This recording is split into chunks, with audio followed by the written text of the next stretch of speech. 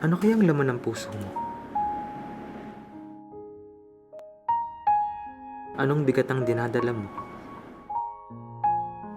Bakit kahit anong sakit ang nararanasan, hindi ka pa rin sumusuko? Sa pagtunto ng mga yapak, natagpuan ng simula. Sa pagtayo sa nilakaran, nakita ang kanyang himala. Dito, nagsimula ang buhay na nabago. Bawat lakad ay may kwento.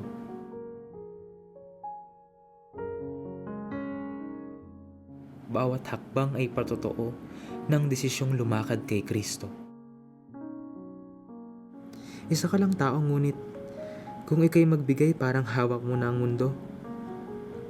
Lahat ng lugar na narating mo ang magpapatotoo nito.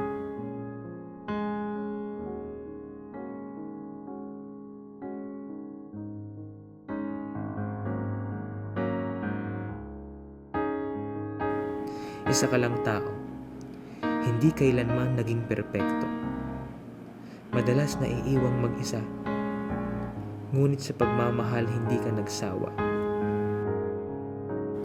Mga balikat mo'y mabigat dahil sa panawagang iniatang. Madalas hindi ka maintindihan, ngunit ni minsan ang kawan ay hindi nilisan. Gaano kalalim ang puso mo para magmahal ng walang patid? Gaano kabigat ang dinadala mo na kahit ang iyong mga ngiti ay bakas ng sakit? Bakit hindi ka sumuko?